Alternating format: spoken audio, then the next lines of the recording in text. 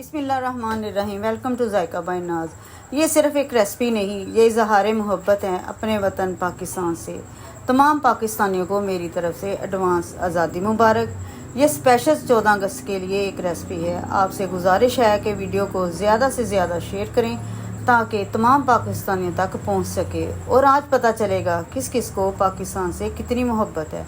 Comments में ज़रूर बताएं कि ये वीडियो आपको कैसी लगी। और बहुत सारे पाकिस्तानी दूसरे ममालिक में रहते हैं, जाहिर है आज के दिन उनको भी पाकिस्तान की याद आती होगी। अल्लाह ताला उनको खुश रखे, आबाद रखे। आखिर हैं तो वो भी पाकिस्तानी, उनकी और उनके पीछे रहने वालों की अल्लाह ताला खैर रखे। तो चलिए वीडियो का स्टार्ट करते हैं। बिस्मिल्लाहिर्रहमानिर्रहीम। सबसे पहले हमने पानी पकने के लिए रख दिया था। पानी को उबाल आ चुका था। आधा घंटा पहले मैंने चावलों को भिगो कर रखा था। अगर तो आपने चावल सेला के बनाने हो तो आप घंटा 1.5 घंटा पहले भिगो लें। अगर बासमती के बनाने हो तो आधा घंटा या 15 से 20 मिनट ही काफ़ी हैं। और चावलों को हमने फुल गला लेना है, हमने कनी नहीं इसमें रहने देनी। कहते हैं कि आज़ादी का झंडा लहरा कर नहीं, दिल से महसूस करके आता है। तमाम पाकिस्तानियों को अपने वतन से बहुत मोहब्बत है। जैसे मुझे चावल बनाते हुए इतनी खुशी हो रही है कि मैं अपनी फीलिंग आपसे बयान नहीं कर सकती, इतनी खुशी हो रही है मुझे। और बच्चे बच्चे में भी इतना जज्बा है कि बयान से बाहर है। मोहब्बत और जज्बा आपको वीडियो देखने में भी आएगा और उतनी ही खुशी आपको वीडियो देखने में होगी जितनी मुझे बनाने में हो रही है। वीडियो को फुल वॉच करें, स्किप मत करें, जुड़े रहिए इसी जज्बे और इसी मोहब्बत के साथ। और यहाँ पर देखें अब चावल गल चुके हैं। अब हमने इनको कर लेना स्टीनर। हमने फुल गला लिया, हमने कनी इसमें बिल्कुल नहीं रहने देनी।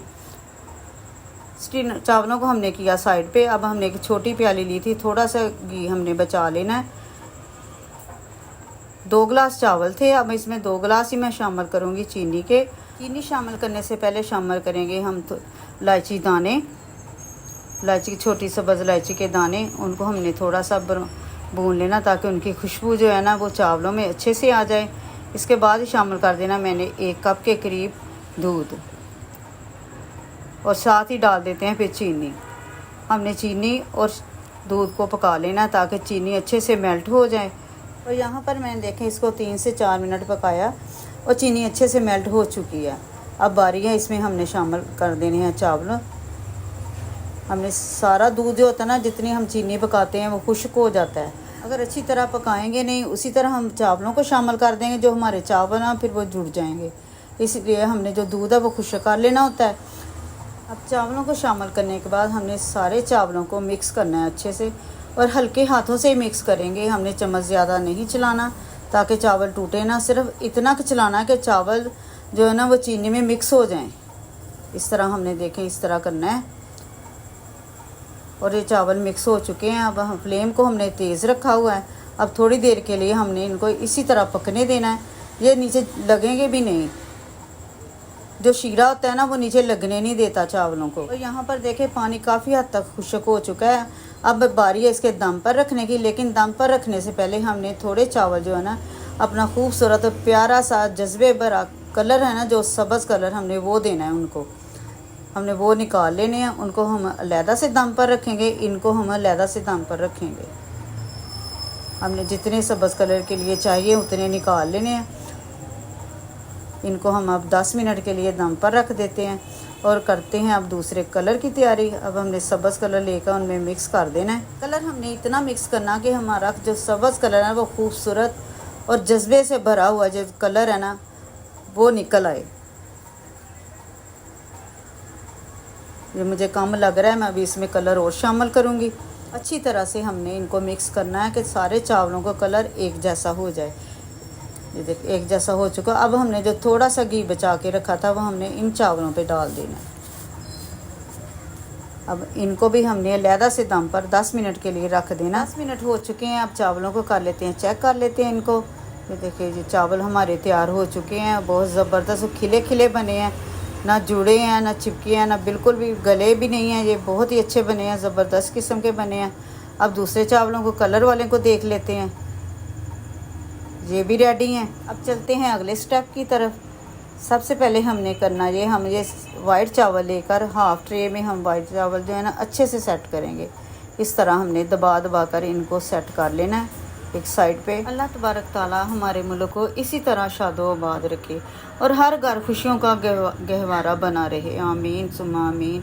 अब हमने वाइट चावल जो अच्छे से सेट कर लिए हैं, इसके बाद हमने करनी है सब्ज़ चावल। उनको एक साइड पे हम इसी तरह सेट करेंगे, इसी तरह रख कर हमने उनको भी सेट कर लेना है। ये तो हो गए सेट। अब बारी है ग्रीन चावल की, इनको अब शामिल कर सेट करेंगे। इस तरह हमने सारी ट्रे को इसी तरह हमने सेट कर लिए हैं। ये भी ये देखें अब अभी से कितना खूबसूरत लग रहा है। अब ये मुझे चांद की समझ नहीं आ रही थी, ये किस तरह मैं इसको सेट करूँगी, कोई भी आइडिया ज़हन में नहीं आ रहा था। इसका कोई मोल्ड भी नहीं बना हुआ था। तो फिर मैंने बड़ी सोच विचार के बाद सोचा कि मैंने एक गत्ते का कवर लेकर उसको मैंने इस तरह कटिंग की, चांद की शक्ल में कटिंग किया। फिर मैंने इसको इस तरह रख कर चावलों को मेरी सेट किया ताकि अच्छे से इस तरह सेट हो जाए, ताकि हमारा प्यारा सा चांद अच्छे से नुमाया हो जाए। और वाकई मैं इसमें कामयाब भी हो गई। इसी तरह मैंने इनको सेट कर दिया दबा कर चावलों को। अब मैंने बड़ी एहतियात से इसको ऊपर से उठाना है। ये गत्ता उठाने से पहले मैंने इनको अच्छी तरह से दबाना है ताकि जो सब्ज़ चावल है ना वो नीचे बैठ जाएं और जो वाइट चावल है उसके ऊपर ना अच्छे से सेट हो जाएं। ये देखिए माशा, और मैं कामयाब भी हो गई और मुझे इतनी खुशी हो रही है ना कि वाकई मैं कामयाब हो गई चांद बनाने में। और ये तो मेरे पास मोल्ड बना हुआ था और मैंने पहले ही सोच लिया था कि ये तो बहुत आसान काम है, ये तो सेट हो ही जाएगा। लो जी, ये था हमारा सब्ज़ सफ़ेद मीठा चावल। चांद सितारा जो बता रहा है ये वतन हमारा है। दुआ है कि पाकिस्तान हमेशा सलामत रहे और हर घर में मिठास और मोहब्बत फैली रहे और हर दिल में सब्ज़ हलाली परचम लहराता रहे। पाकिस्तान जिंदाबाद, जश्न आज़ादी मुबारक। अल्लाह हाफिज़।